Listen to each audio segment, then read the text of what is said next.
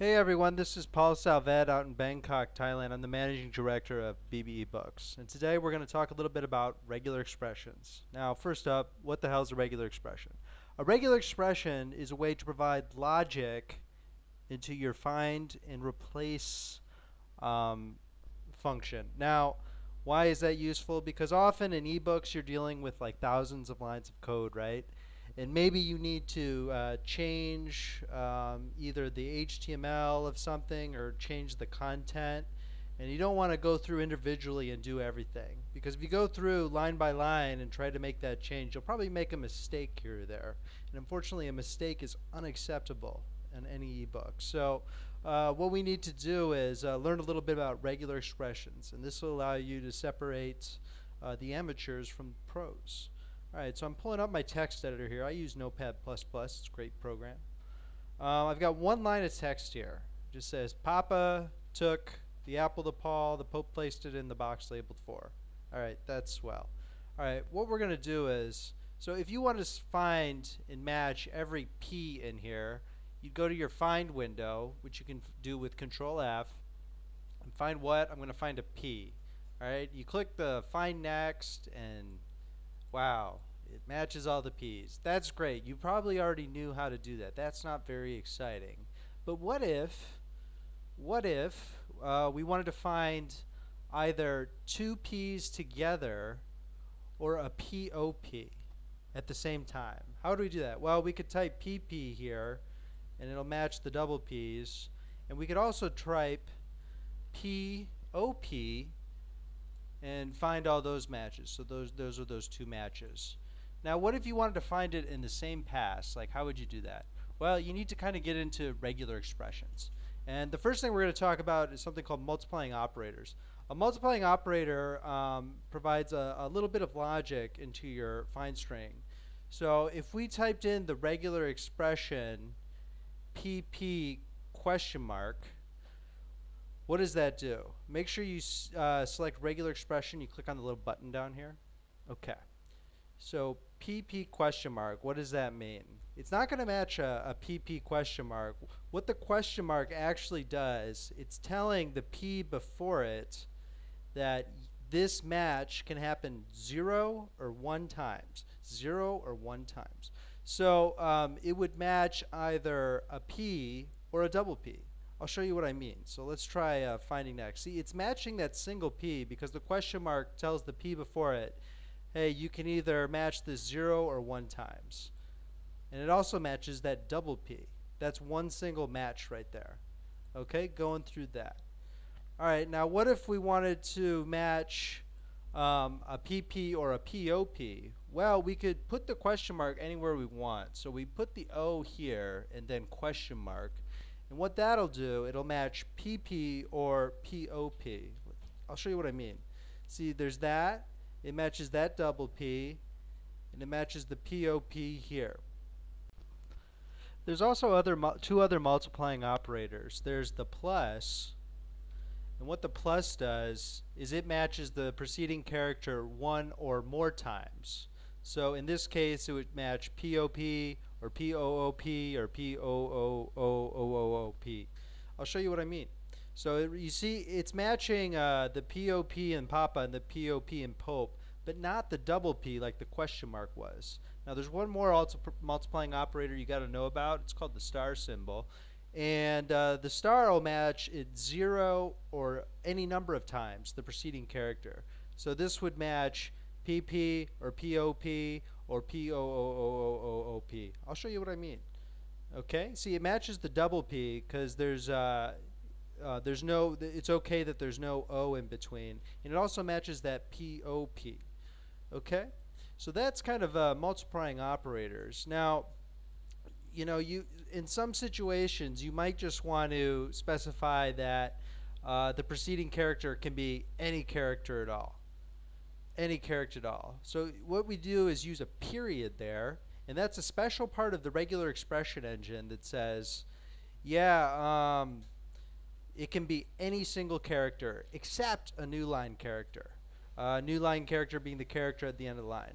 So P.P, that will also match POP. It would also match PAP, PBP, PCP, etc. And you can also use the period in conjunction with like multiplying operators like the star symbol. So P dot star P would match PP and any character in between two P's basically. So what's going on with this? If you can see this, the match starts at the P in Papa and goes all the way to the P at placed.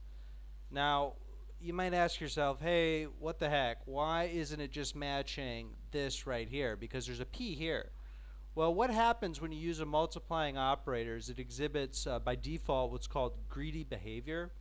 And the greedy behavior means the match will go as far as it can on the line to match it. In this case, it'll start at that first P and go to that last P on the line. So to limit the greedy behavior, you can make it ungreedy by putting a question mark in front, or excuse me, after the multiplying operator. So in this case, it'll just match. It'll match like double P's. It matches the P that goes to here, and it matches the P's in between here. But it doesn't start like all the way here and end all the way here because it's we've made it ungreedy by putting that question mark in front of our regular expression. Okay, next you're probably wondering like, well, we use the period to mean any character at all. So we put like a period there, it'll match just about anything. If we have it on regular expression, as you can see, it just matches any character. Great. So what if we actually want to match that actual period?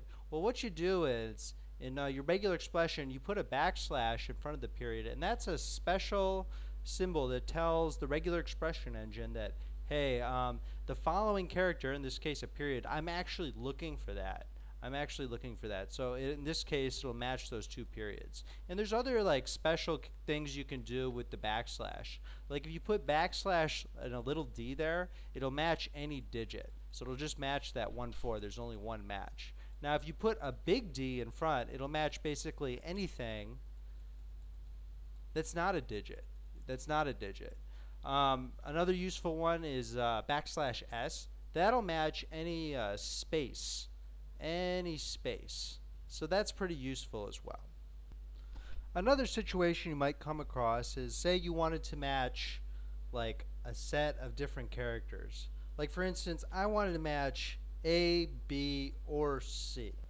What you can do, you can use the brackets here and put A hyphen C and then close that bracket off. And what that'll do is that acts like one character. It's going to look for an A or a B or a C. And as you can see here, it's matching my A's, my B's, and my C's. You can also put, like I say you don't want to match like A to C.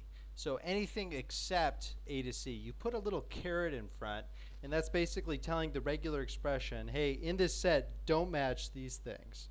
So in this case, it'll match everything that's not an A, B, or C. You can put like just about anything in this these brackets here. Like if you want to match something that's not a space and like not a T, like as you can see here, it's matching the space and the T. If we wanted to make it not match the space and T, we just put a little caret in front just like that. Okay? And you can see it's skipping over the space and the T. Another powerful thing you can do with regular expression is something called anchors. Say you wanted to find any P, but that P has to start at the beginning of a word. What you can do is use an anchor. And how you do that is backslash, less than, and then P. And what that does is it tells the regular expression to match the P for any P that starts at the beginning of a word, as you can see. Conversely, you can also match anything that ends in the last letter of any word. So say I wanted to match anything that ended with E. So I do type E, and then backslash, and then the greater than symbol. Okay? So you can see that it'll match any E that resides at the end of the word. Now let's get creative a little. What if what if we wanted to find any word that started with P, but I don't want to just match that first P. I want to match the whole word. So what we could do, as you recall, we do this will match any P at the beginning of the word, and then we go to the end of the word by typing in A to Z in a set and then star. So what this regular expression is doing, it says, hey, find any P at the beginning of the word, and then find any combination of A to Z as far as you can go. And you'll notice it'll stop at like a space or a period. Watch this. You can see it's matching that whole word just like that. Another thing you might want to do is match certain situations, that first character that starts at the beginning of the line. In this case, it's P. And anything that ends in the line, in that case, it's a period. So to match that first character in the line, you put a little caret in front and then P. And as you can see, it'll match that first P, but only that first P, because that caret says, hey, match the P, but only if it's at the beginning of a line. See, if I typed in like Q or something, it wouldn't find anything. I just get, hey, can't find it, sorry. Now, conversely, to match something at the end of the line, say I wanted to match a period. So to match a period, I do / period. Remember, I have to escape my period, because period can mean any character in a regular expression. And then you end it with a $sign there. So that'll match that little period back there. Now, if I typed in, like Z or something, it's going to say, hey, sorry, I couldn't find it. Another thing we can use is called alternations. What is an alternation? An alternation allows you to tell the regular expression, like, say you wanted to find, like POP or TOO. Like, how could you do that on one pass? Well, you can use what's called an alternation. So what you do is you put like a set in a group of parentheses, and that's like a logical thing to the regular expression is, okay, go look for POP. And then I put the pipe symbol, and that tells me, or look for TOO. Okay? And what that's going to do, it's going to match any POP or TOO, just like that. Okay? And you can put like a lot of alternations here. If you like, what if I wanted APP? Yeah, it can match that as well. I'm not sure what the limit is on how many alternations you put, but it's quite a bit. Just make sure you always wrap everything in parentheses. Okay, up until now, we've kind of just looked at ways to like find different things in our text editor. But the whole point of regular expressions is we also need to replace that text that we find. We need to make it go do something. Okay, so in this situation, maybe you're in a situation where you put like some placeholder tags, like in this case 1xx2 and then 2xx1 to enclose some italicized text. And this would just be like regular content here. And I've got some more italicized text. Well, how do we match everything in between 1xx2 and 2xx1? Well, you've kind of already learned how to do that. All we would need to do is type 1xx2 and then dot star question mark. Now remember, the dot will match any character, the star matches anything 0 or any number of times, and the question mark makes it non-greedy. And then we'll close it off with 2xxx1. So we're going to get two matches here. We're actually matching the italicized text. That's good. Now, let's say we want to put some HTML markup instead of this stupid 1xx2 business. What we need to do is we go to replace, and you can kind of see we need to turn the 1xx2 into like let's just say an M HTML there, and then we need to replace whatever's in there. We want to leave that alone. We want to keep that there, and we want to replace the 2xx1 with a closing M tag like that. So how do I match what's in here? Well, there's a way to do it. Now, if you put it in parentheses like this, that tells the regular expression engine, it says, hey, I need to remember what I found in that parentheses. And then you reference here with what's called a substitution. To reference it, you put \1, \1, okay? So when you click replace, the regular expression will, the /1 will reference whatever was matched in between these parentheses. It's called a substitution. See, there we go. That's pretty neat. Okay? Now going back, you can put a number. You might be in more complicated situations where you have like a number of things in parentheses. Like here we've got 3 parentheses. So when I go through, oh, whoops, see the /1, it actually referenced the first thing in parentheses. So I'm just going to back it up here. And in this case, you'd reference /2 because the \2, because that referenced the second thing in parentheses. That's how the substitution works. So as you can see, find next, replace, replace. And there we go. That's kind of basic of how substitutions work. And that's the most powerful part of a regular expression. So you're probably wondering, like, why is this guy telling me all this stuff? You know, it's kind of like that moment in Billy Madison, you know, I award you no points and may God have mercy on your soul. But anyways, there's actually a lot of practical use for regular expressions in eBooks. Let's take a look at this book. This is a classic, A Princess of Mars by Edgar Rice Burroughs. And it's clocking in at about 1,050 lines. So it's just in a text format now, but let's say we want to kind of try to clean up some of this white space. Now, you could be a real schmuck and like go through each line and like delete the space in front of each line, and it would take forever, right? You'd be wasting your time. Time is money. So what we want to do, we want to use a regular expression to kind of take out all this white space.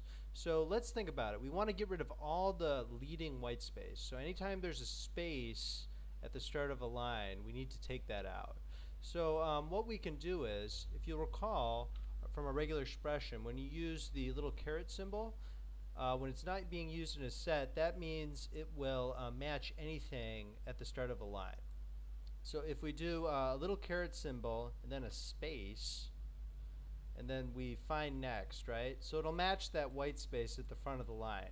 But we want to match, you know, in this case it's like 4 spaces. So how do we make sure it's more than 1 space? Well, we can always put a space and then a plus, which means 1 or more spaces. And as you can see, it'll match all that leading white space. And what we can do, we can just replace it with nothing and just hit replace all. And you can see it took out that leading white space. Now we've also got some trailing white space in here. Like I left a few sloppy spaces at the end there. Now how do we match space at the end of a line? You recall that there's the $ anchors anything at the end of the line. So we put a space and then our plus. It'll match anything, any of that white space at the end of the line. And what I'm going to do, I'm just going to replace it with another blank, replace all, okay? So that stripped out all that white space. Now, let's talk about getting rid of some of these blank lines. What we can do is, I'm in a Unix environment. So if I hit extended here, and then I go /n, it'll match every single end of the line. Well, we just want to match the end of the line when there's more than 1. So if we do /n/n, it'll match those empty lines, and we can just replace it with a blank. Okay, there we go. As you can see, it just stripped out all those empty lines there. So that's how we kind of stripped out our white space.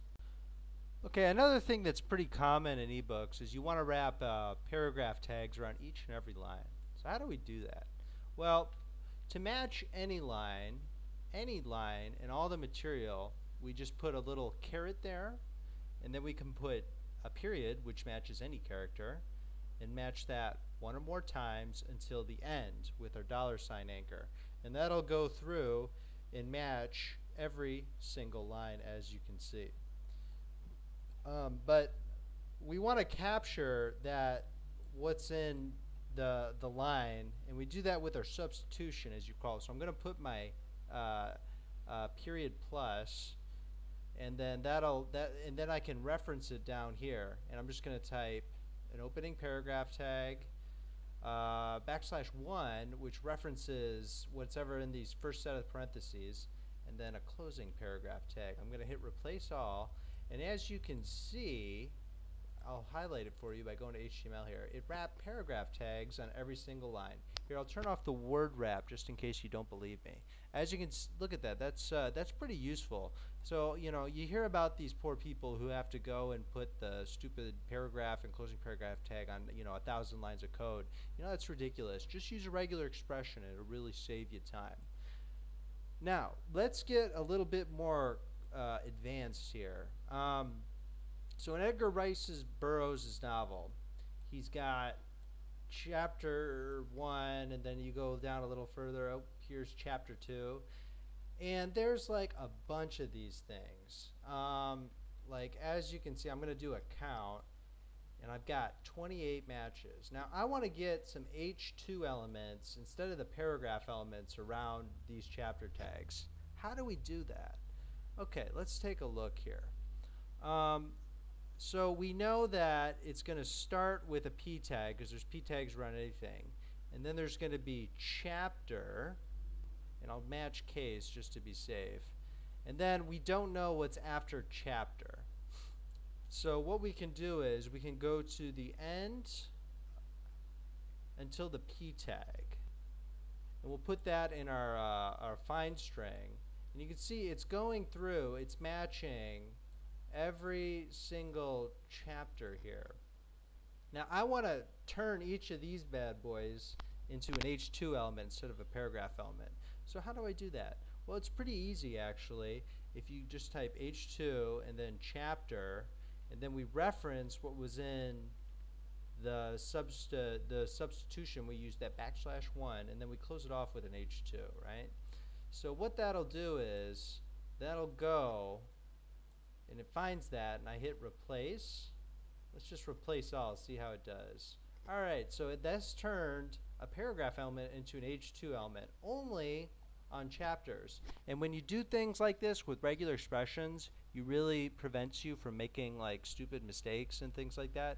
And it's a really powerful tool. So take some time to learn them. They're not the easiest things, but they can really kind of up the ante on your ebook production workflow.